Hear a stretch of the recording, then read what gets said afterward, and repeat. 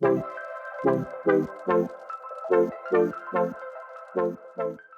is going on, guys? This is the Bride Cry, and welcome back to our SMITE 2 guides. This is our guide for Anubis. As you know, we started off our guides with On Her. That video is out now. It dropped the day before yesterday. It is on my channel, free to find. If you're looking for an On Her guide, that is there.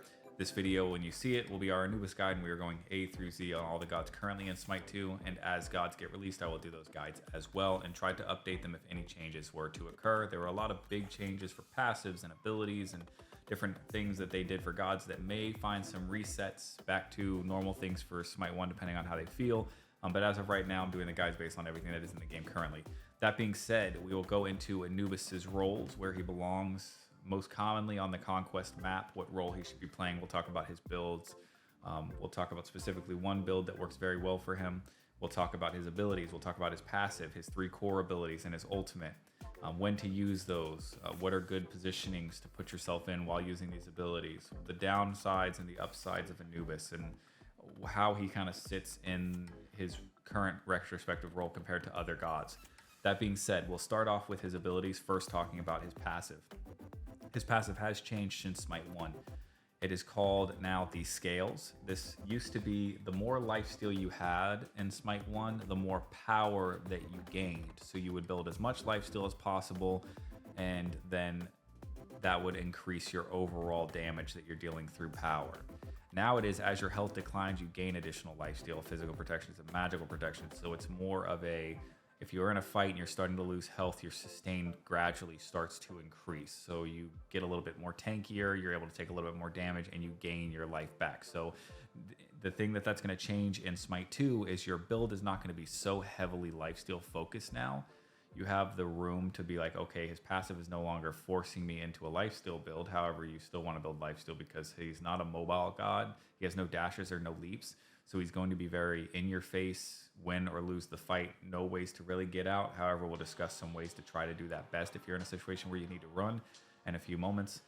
But yes, you're going to want to, not necessarily go full lifesteal builds like you used to with Anubis. And we'll talk about a build that works very well with him now. So yeah, just overall sustain increase for him. Gain 1 stack of this buff for each 10% of health missing, so that increases. And as you can see, it lists lifesteal 3% per stack, physical protections 3% per stack, magical protections 3% per stack, max buff 8 stacks. So now we'll go into his core abilities 1 through 3. First off with this 1, the Plague of Locusts. So the Plague of Locusts is a cone ability that you shoot out in front of you. As you can see here, anybody that's within that cone is going to be dealt tick damage throughout the entire casting of the ability. You can also not be displaced the entire time you are firing this ability off. The good thing about this ability is now you are able to move in this ability. You were able to move in this ability in SMITE 1 towards the end of its life there, before SMITE 2 dropped. However, if you're an OG SMITE player and you're just coming back after a long time, you will recall that Anubis wasn't always able to move in this ability. He was stuck in place while firing the ability. They made it to where he's able to move now at 35% of his initial movement speed. So slow while moving, but able to kind of move around and continue, getting either creating space or closing in on someone while firing the ability off. So someone can't just step outside of the cone and wait for you to be done, or then you have to cancel your ability. You can kind of close in on them, or can push them back, or slowly create space and move back towards your tower or back towards your team, or whatever the situation may be. So I'll show you what an initial burst of this ability looks like. Again, anybody within this cone is going to be taking tick damage during the entirety of it. So that is your number 1 ability. That is your highest damaging core ability. For number 2, that is going to be your Mummify. Mummify is a wrap that you throw out in a line. This can hit 1 god. The first god hit by it get mummified and they get stunned. This is very good for multiple things. One, and probably the most commonly used, is going to be locking gods down to do a burst of your abilities. So 1 burst may be something like wrapping them, throwing down your 3, and then doing your entire 1 combo.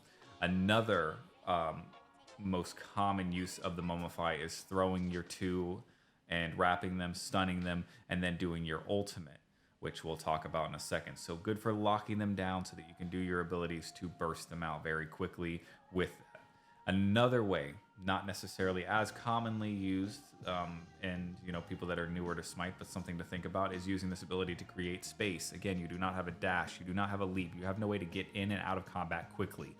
You are there for the ride, pretty much. The only way you are able to make space is with the movement speed that you're granted on pressing that W key as you're running away.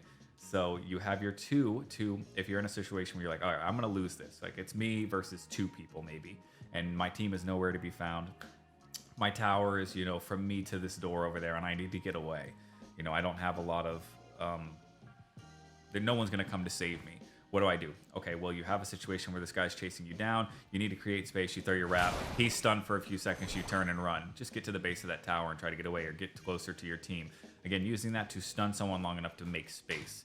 Again, everyone is ability-based in this, has a range in which they can fire off. If you can get enough space, hopefully, if they do not have a dash or a leap on combo to chase you down, or off cooldowns to chase you down, you can try to create that space to get away. Unfortunately, the way Anubis works is he's very just turn and fight, try to do as much damage as you can before you die, because it's going to be very hard for you to get away unless you are close to that tower, or you have a teammate on their way, or your team is close by to where you can get close enough to them to where that person will then back off and give up on you.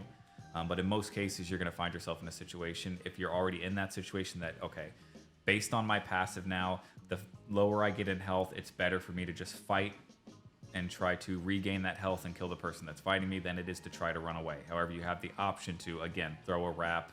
And when we talk about the 3, we'll talk about how that can help you get away as well. But throwing that wrap, stunning them, running away, trying to create that space and give you a little bit of room to breathe, getting those abilities off, maybe using that 3. We'll go into the 3 right now just so I can show you what this would all look like. So with the 3, you do a circle ability. This throws some hands on the ground that'll come out. Anybody in the circle will take tick damage. It also slows anybody within this circle. We'll talk about why that's important here in just a second. But I'll show you what a burst of that looks like. When you throw this down, again, anybody in that circle is going to be taking tick damage. Now, this does less damage than your 1, so it's not your primary damaging ability, but it does do good damage. It could finish someone off easily. It can also slow someone long enough for your team to catch up, for you to close in, all of these things. Now, how that works very well with your 2 is if you're in a situation where you need to get away, you are able to throw your wrap and stun someone. You turn around, you run. Maybe they leap on you. Maybe they dash into you. They're right behind you. You throw your 3. This behind you. You make space and close corridors through the jungle as you're trying to run away.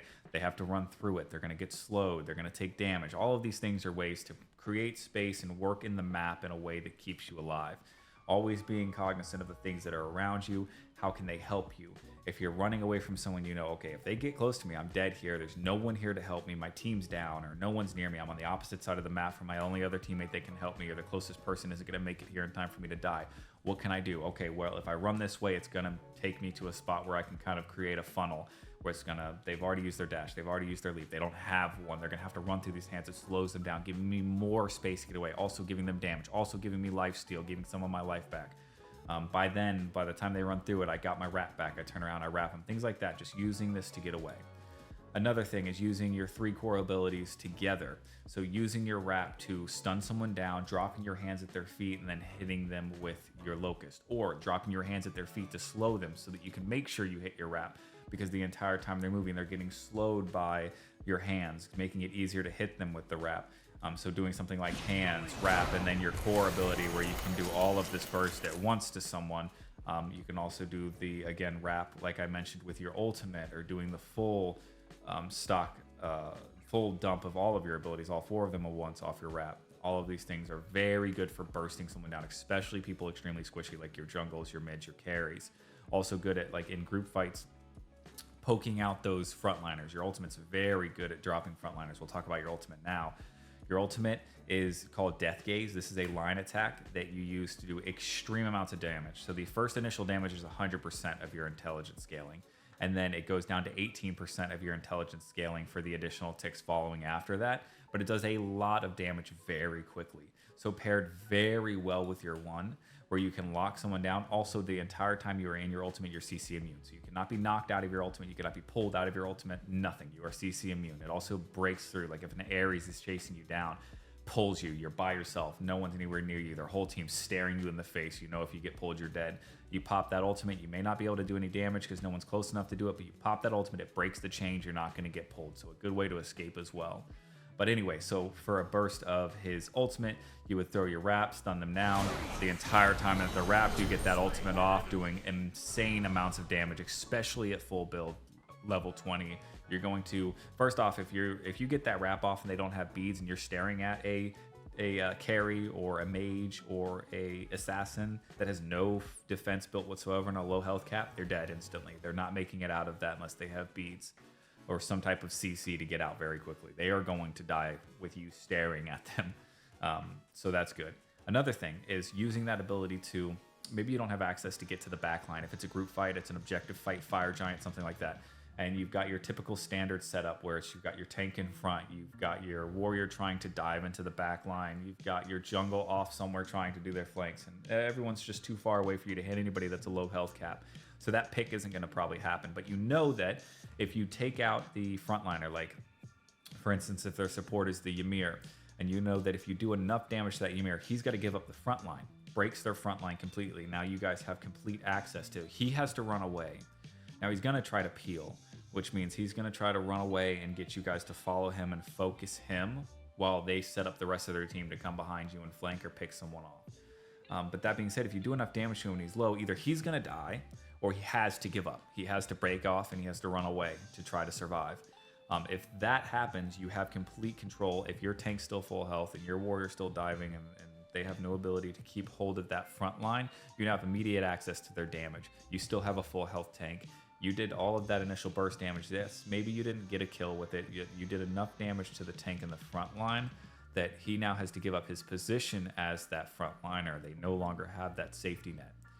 So just things to think about. You can also use your ultimate as a way to finish off objectives. So for instance, your team is taking Fire Giant. You know that someone just got up from the enemy team and is running towards it to try to steal the objective. Using that, it's tick damage. So you're doing a lot of tick damage very fast. You're probably going to get the last hit on that Fire Giant. You fire your ultimate while it has no health. So always using that to secure your objectives. Also very good in the opposite, where maybe you are the one that just got up and you're running towards the objective, using that ability to try to steal the Fire Giant. If you're the only one alive and all 5 of them alive, they get that Fire Giant, you're probably going to lose towers. You're probably going to lose Phoenix. At this point, it's probably Phoenixes, and you can't afford to lose Phoenixes. So you can steal that. You may die for it, but now your team gets the Fire Giant buff. They don't get the Fire Giant buff because the Fire Giant buff is huge. It's a game ender. So trying to steal that objective. Same thing with Gold Fury, any objective-based ability. This is good for stealing it or finishing it off and securing it when your team is taking it. So there's that as well. So these are very good abilities and they work very well together. The only thing, the downfall of Anubis right now is that he has no mobility. And a lot of the gods released for Smite 2 have lockdowns. They have your CCs, they have your freeze like Ymir, they have the Fenrir pull with the ultimate where he can drag you. Just a lot of CC gods were released in the initial burst of Smite 2. Which is not necessarily good for someone who doesn't have a lot of escapes when there's a lot of control gods in the game, because you only have, in this situation where you'll probably almost always build beads on Anubis because you have no escapes and no ways to get out other than his ultimate making him CC immune, is you have what? Best case scenario, 2 chances to be CC immune. But in any given team, there's probably 3 or 4 CC pullers or beads poppers, as we call them, on the other team. So it's kind of hard right now for someone like Anubis to survive. So that being said, you want to make sure that if you're playing someone like Anubis, yes, you are the primary damage dealer. You are that initial burst of bursty fat damage outside of your carry doing, you know, your peck damage through their basics. So yes, you want to be involved, you want to be there, but you don't want to put yourself in a position where you are going to be taken down easily. So you have to be paying attention to where you are. Always keep yourself close to the tower in the beginning of the game.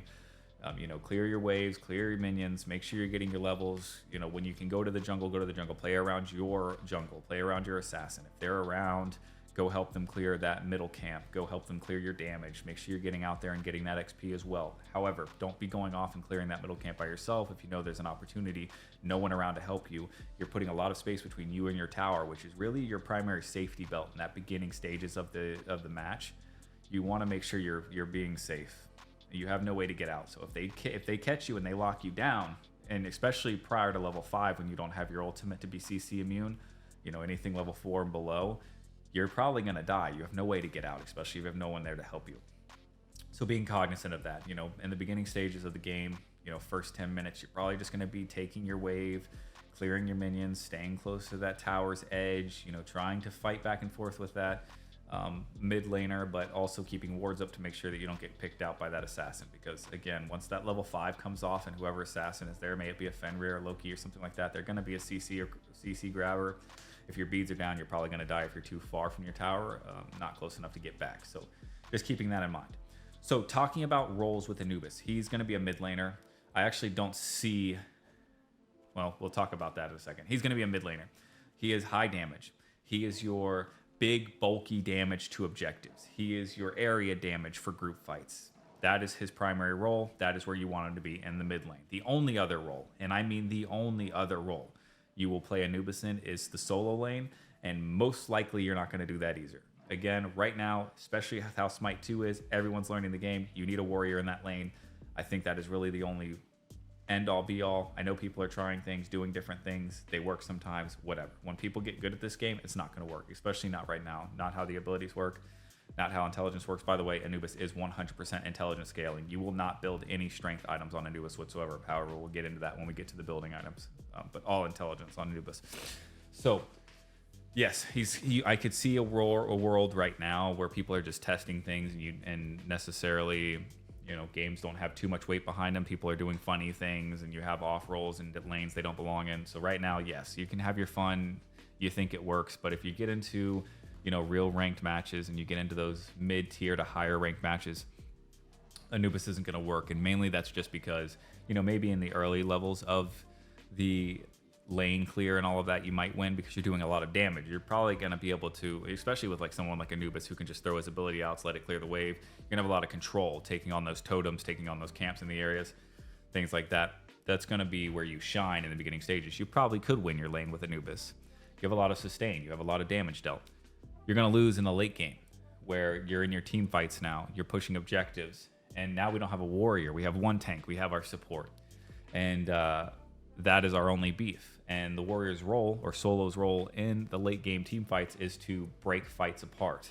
So like diving the backlines in a 5v5 fight for Fire Giant, you know, breaking past the support, you're able to take as a warrior quite a significant amount of damage. So you can get into the backlines, disrupt them, try to do a little bit of damage, keep them focused on you, while the rest of your team, your mage and your hunters and your support, are trying to break that front line open to get to the damage and secure the fight for themselves. If you don't have that warrior that can take that sustain, if you're an Anubis in this situation and your role now is to break that back line and get back there, you're going to die instantly because you're looking in the face of what? Okay, you're looking at a mage, you're looking at a hunter, and you're looking at their warrior if he hasn't dived yet. You're going to get stunned out, you're going to get dealt damage, and you're going to die quickly. And your role now is just another mage. You now have 2 mid laners, 2 area damage dealers, which is not great for those late game fights. Especially when it comes to taking objectives like Phoenixes, you need that support and that warrior to be able to get under those Phoenixes, keep them busy while your carry is pecking that Phoenix down. If you don't have those 2 roles, you're going to have trouble in the late games, especially in higher ranks. So Anubis, unfortunately, because I know everyone wants to play, you know, your off roles, Anubis is a mid laner and a mid laner only, with the substitute of a possibility to go into the solo lane. No other roles. However, the solo lane I still do not think is a smart thing to do. So a mid laner, no possibility for carry, no possibility for support, and no possibility really for jungle. He's not mobile enough. His clear is okay, but he's going to be on fat cooldowns. You're gonna have to focus all of your, it just doesn't make sense. You know, you have one ability that locks people down, that's your wrap.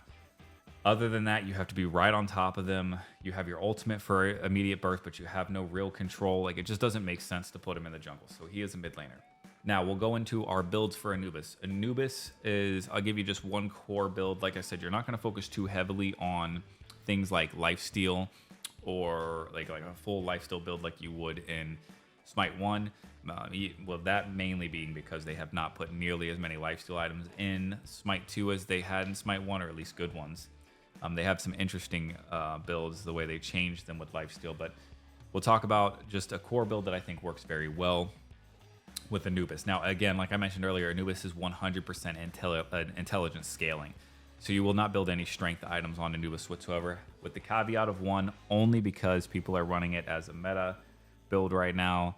And we'll talk about how that kind of works in some ways, but I feel like still probably better to build an item that is more so helping in other ways, which again, it's kind of hard to explain without going into it, but we'll talk about that at the end after we talk about the initial build itself. So as I mentioned in my previous guide, you have 7 items. You have your 1 primary item for your starter and then 6 core items.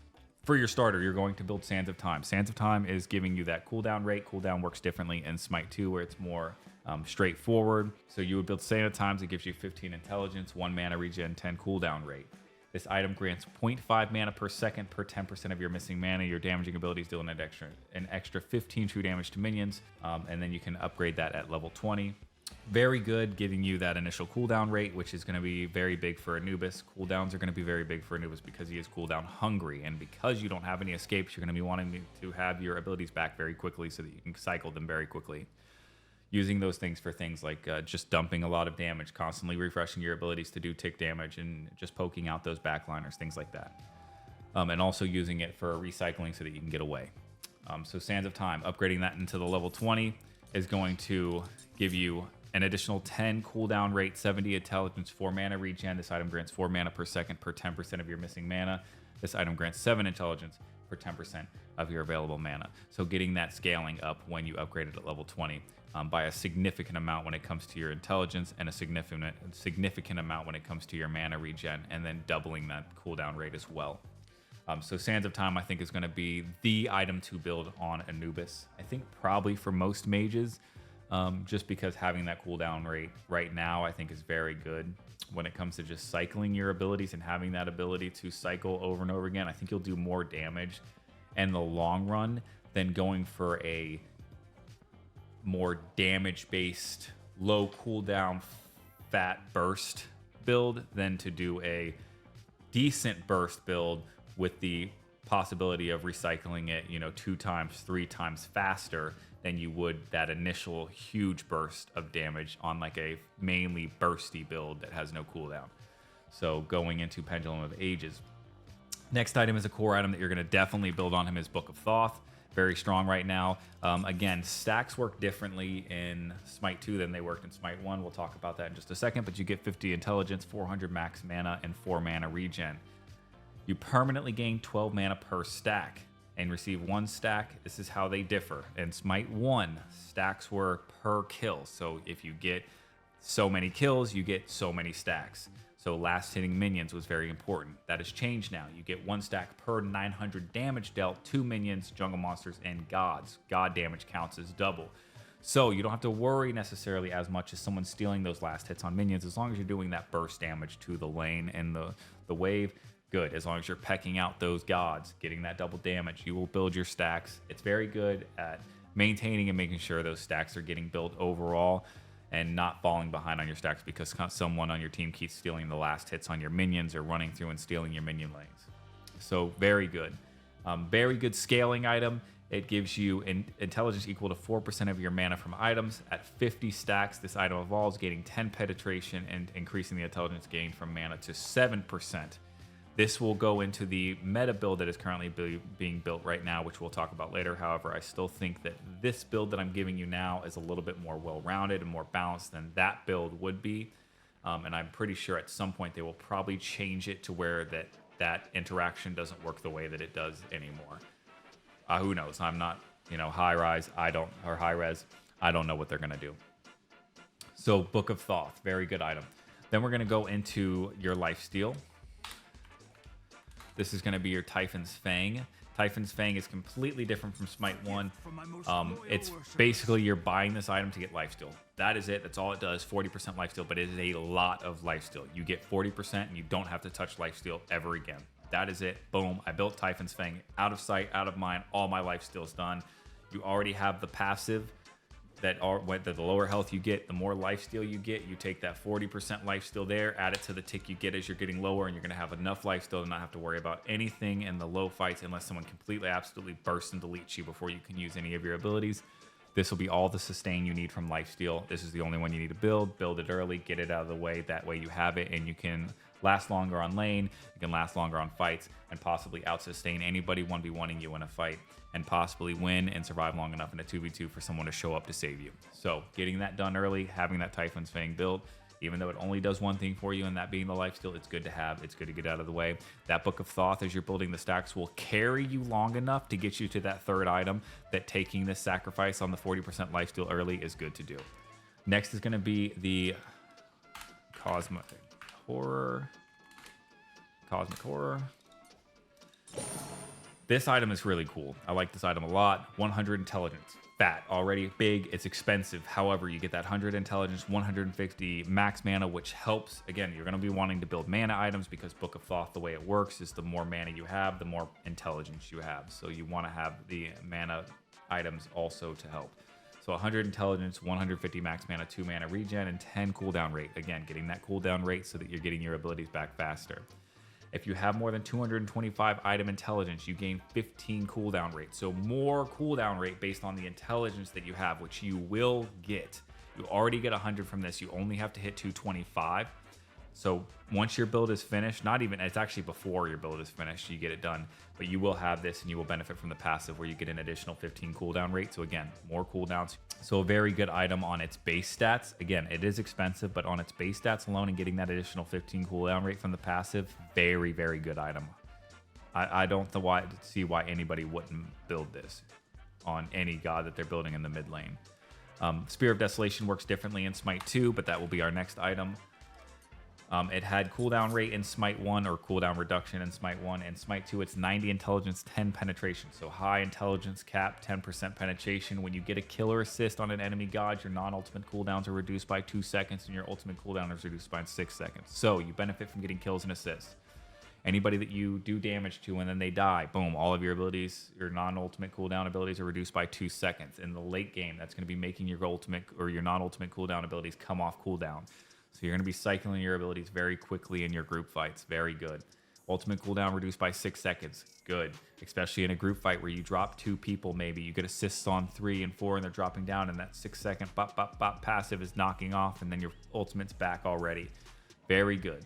I like Spear of Desolation here. Base stats are good and then that passive is massive in group fights. So I like this.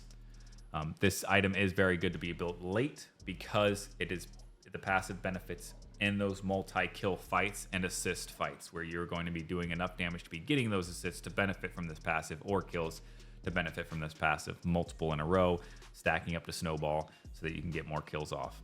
Spear of Desolation built later in the game for sure. Totem of Death is going to be our next item. Totem of Death, 20 intelligence, 5 penetration, 20 cooldown rate. So kind of lacking when it comes to your base stats, except for that cooldown rate, which is really good. This is going to round our cooldown rate off. When you hit an enemy god or jungle boss with an ability, gain the piercing effect, granting you 10% penetration for 4 seconds, stacks 3 times. The reason why I think this item is very good on Anubis is because it ticks, all of his abilities do tick damage, and it stacks off of those ticks. You instantly, on all of your abilities, except for your 2, get full stacks on Totem of Death. So you are getting 10% penetration for 4 seconds, up to 3 times, 35% penetration from this item. That is instantly. I will show you how that works. If you come over here to the Ymir, if you watch in the bottom left corner above R1, you will see the status effect for the piercing effect pop up. You get it off of the 3rd tick of your ability. Stacks instantly. You instantly have that, and now for the rest of your abilities you have 35% penetration. This item is huge for Anubis because he gets it instantly. He gets that status instantly and there is no cooldown from it. So the second it goes away, you can get it right back. It's constantly refreshing right back to 4 seconds. There is no cooldown rate, so as long as you are hitting your abilities, you will always have that additional 35% penetration. Very good for Anubis. Totem of Death. Again, also rounding up that cooldown rate, which you need for Anubis because he's cooldown hungry, especially since he has no escapes. You have to have those cooldowns so you are refreshing your abilities. You're doing damage, you're getting that lifesteal, you're sustaining, you're staying alive. That's why you need that refresh on your abilities for Anubis. Final item, I think, is non-negotiable. It is Rod of Tahuti. 70 intelligence. Base stats are amazing on this item. It is expensive. 250 max mana. Again, pairing into that status effect for Book of Thoth, where you gain more intelligence per mana that you have. 2 mana regen and 10% penetration. Gain additional intelligence equal to 20% of your intelligence from items. So again, all of these items bounce off of each other. When I mentioned earlier, you get more intelligence based on your mana. You get more intelligence based off 20% of your intelligence from items. So again, scaling, rolling, snowballing your intelligence higher and higher and higher. Now, this is a core build. This build will work perfect. Is there builds that could be better? Of course. I'm sure there are builds that are better. I'm sure people are going to come out with builds that trump this one. However, this build will work. It will win you games. It does not hurt nothing. There could be something that's slightly better. There could be builds that are slightly worse. Who knows? But I know for a fact, as long as you know what you're doing and you're doing things right in the game and you're on your lanes, you're winning your fights, you're positioning yourself well, this build will work very well. It's a well-rounded build. It's strong. So the item that works with the meta build, which we'll just dive into for a brief second, I still don't think it's worth building. One, if it's as strong as people say, it will get nerfed. And second, I don't think it benefits people as much as they think. And a lot of it's being built on warriors, so not necessarily on your mages. That is the Transcendence into, or Book of Thoth into Transcendence build because of the mana. Again, you get additional intelligence gained from mana. They work counter to each other. So if you're a strength built character, this will work as well. And if you're an intelligence character, this will work as well. It's just basically saying, okay, here's an item that gives you mana based on your stacks. 400 max mana increases your intelligence by a significant amount, because with Book of Thoth, if you're an intelligence based person at 50 stacks, this item evolves, gaining 10 penetration, and then you get the increased intelligence gain from mana to 7%. So the more mana you have, the more intelligence you get, the stronger you'll be. Same thing if you were a strength build character. You gain strength equal to 2% of your maximum mana. So building, Book of Thoth, which also gives you the 12 mana per stack, is still big. So again, it's kind of the idea that, okay, we're building 2 mana stacking items, which wasn't possible in Smite 1. And those 2 items, no matter if you're an intelligence or a strength, will somehow benefit each other to either increase strength or increase intelligence to strengthen that person overall. I still think this build here is overall better than building the Transcendence build for one reason only, and that's I don't think this is the intended way the game was meant to be put out, and I think there will be a balance nerf that will make this not possible anymore, or make it to where either 1, they can't be built together, or 2, they don't interact in the way that they interact. However, I do not think it is as strong as people are saying it is, but to each their own. I haven't necessarily played this build or messed around with it to see if it's as good. I have seen that it's mainly being built on your warriors in the solo lane that are going full damage. I think in high ranked games where everyone's playing their roles correctly and you have a middle laner that's built himself balanced like this and everyone's built the way they're supposed to, I think that they'll win the game more than someone building their solo lane troll damage build, meta, whatever.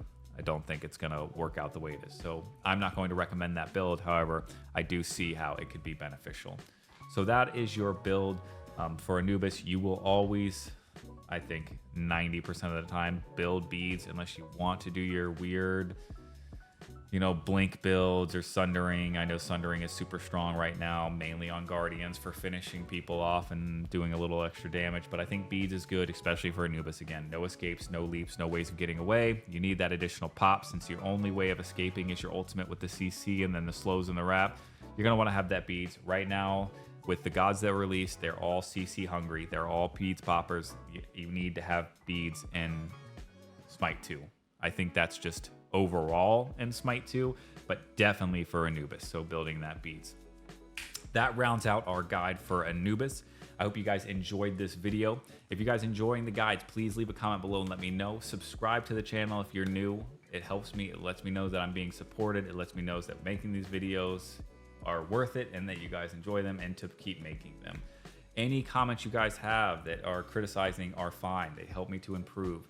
I know that I am not the best Smite content creator. I know that I do not know everything about this game, and I'm going to have holes. I am improving just like all of you. I've played Smite since 2014. I feel like I have a general knowledge of it. With Smite 2, there are a lot of new mechanics and a lot of new, obviously the item builds are different with strength and intelligence, but the core there, the base there, the maps are there, the gameplay is there. So I feel like I have that information and skill to give to you guys. So again, any criticism is welcomed in the comments. Any items you think that would do better here in this build, or any builds that you guys feel are better. If you want to explain the meta build to me in a way that makes it make more sense to me, that is fine. Leave it in the comments below. Any support you guys give me is welcomed.